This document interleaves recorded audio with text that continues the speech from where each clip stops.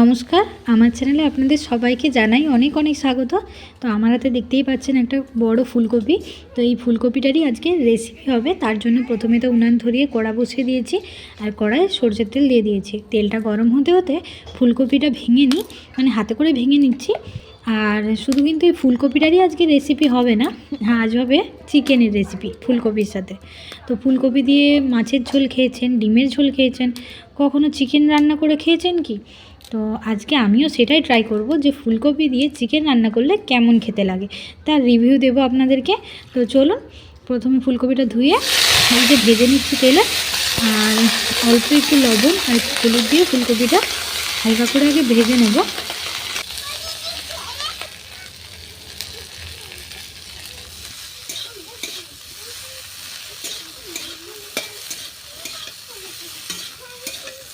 কপিগুলো লাল লাল করে ভেজে নিয়েছি, আর এগুলো কিন্তু একদম ছোট ছোট করে কুচালে হবে না, তারই মধ্যে একটু বড়ও রেখেছি।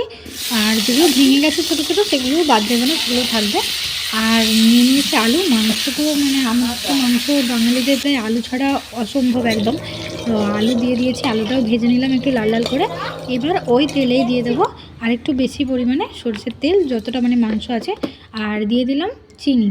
তো চিনিটা কালারের জন্য দিয়েছি, চিনিটা ফুটতে আরম্ভ হয়ে গেছে। এবার দিয়ে দিচ্ছি শুকনো লঙ্কা, তেজপাতা আর তেলে এবার দিয়ে দিচ্ছি পেঁয়াজ কুচি। পেঁয়াজটাকেও অল্প আঁচে ভেজে নেব, আর একদম মানে হাই হিটে ভাজবো না, পেঁয়াজটা ছুঁয়ে যাবে, এদিকে ভাজা হবে না। তো অল্প আছে আস্তে আস্তে ভেজে নেবো, আর অল্প একটু লবণ দিয়ে দেবো যাতে করে পেঁয়াজটা ভাজতে আরও মানে ভাজাটা আরও তাড়াতাড়ি হয়। পেঁয়াজটাও হালকা ভাজা ভাজা হয়ে এসেছে। তো এবার দিয়ে দিচ্ছি টমেটো কুচি। টমেটোটাও পেঁয়াজের সঙ্গে হালকা করে ভেজে নিলাম। এবার দিয়ে দেবো রসুন, বেটে রাখা রসুন। রসুনটাকে আগে ভেজে নিচ্ছি। রসুনটা আগে ভেজে নিলে কী হয়, মাংসের যে মশলাটা হয় তার রসুন ভাজার সেন্টটা ওঠে, মানে আগে থেকে মানে কাঁচা রসুনের যে ফ্লেভারটা সেটা কিন্তু খুব একটা ভালো লাগে না, ওই জন্য রসুনটা একটু আগেই দিয়ে দিতে হয় মাংস রান্না। তো এটা আগে দিয়ে দিলাম। আর এবার আমি দিয়ে দেবো জিরে, মানে জিরেটা বেটে রেখেছি, কাঁচা জিরেকে। এই রান্নাটায় আমি একটু বাটা জিরে ব্যবহার করছি, আপনারাও চাইলে এটা ব্যবহার করতে পারেন। ফুলকপি দিচ্ছি তো, ফুলকপিতেও কিন্তু জিরে, মানে যে নিরামিষে আমরা ফুলকপি করে জিরে দিলে খুব ভালো লাগে, তাই জন্য এই রান্নাটা একটু জিরে বাটা দিচ্ছি। জিরেটাকেও একটু হালকা করে নেড়ে নেব।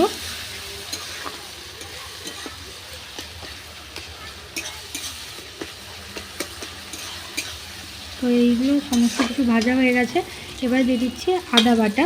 আদা বাটাটা কিন্তু আদাটাকে বেশি ভাজার দরকার নেই, বেশি ভাজলে আদাটা টেস্টটা ভালো লাগবে না। তো এবার দিয়ে দিচ্ছি হলুদের গুঁড়ো 2 চামচ, আর লঙ্কার গুঁড়ো দিয়ে দিচ্ছি ওই 3.5 চামচের মতো।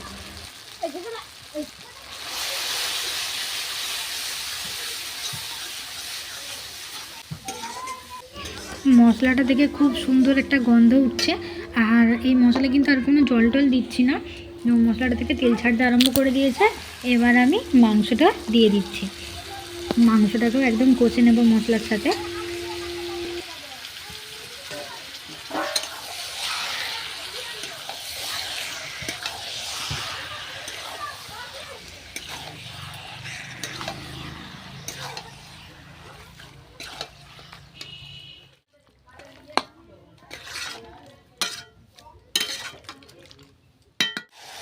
তো মশলার উপর মাংসটা তুলে দিয়েছি, আর এবার উনানের আঁচটা আমি বাড়িয়ে দেবো, যেহেতু এখন মাংস থেকে জল বেরোবে। তো এবার আমি দিয়ে দেবো পরিমাণ মতো লবণ।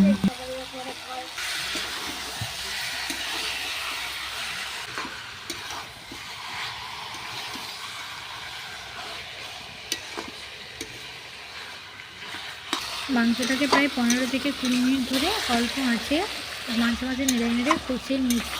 তো প্রায় কষানো হয়েই এসেছে। এবার আমি দিয়ে দেবো ভেজে রাখা ফুলকপি আর আলু। ফুলকপি আর আলুটাকে মাংসের সঙ্গে অল্প একটু কষে নেব, খুব বেশি নাড়াচাড়া করবো না, তাহলে ফুলকপিগুলো কিন্তু ভেঙে যাবে।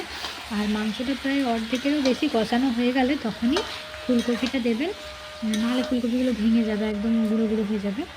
তো ভালোই বেশ কষানোটা হয়ে গেছে, আর খুব সুন্দর কিন্তু গন্ধ উঠছে। তো আরেকটু কষিয়ে নিয়ে দিয়ে দেব জল।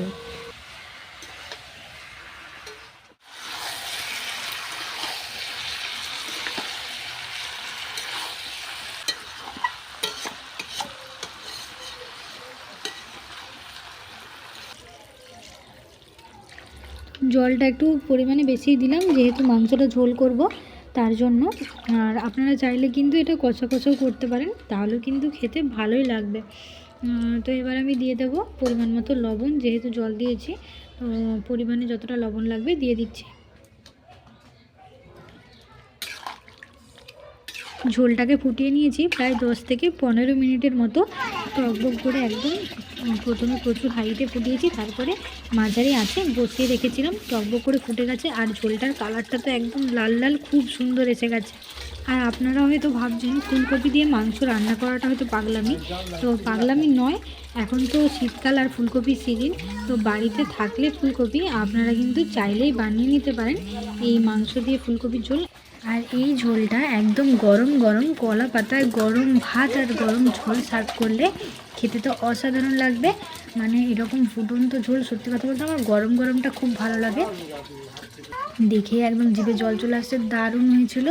আপনারা অবশ্যই বাড়িতে ট্রাই করবেন। আর এরকম নিত্য নতুন ভিডিও আমার চ্যানেলে দেখবার জন্য চ্যানেলটিকে অবশ্যই সাবস্ক্রাইব করবেন। ভিডিওটি ভালো লাগলে লাইক করার অনুরোধ রইল। তো দেখা হচ্ছে নেক্সট ভিডিওতে, ততক্ষণ ভালো থাকুন, সুস্থ থাকুন। Till then, tata.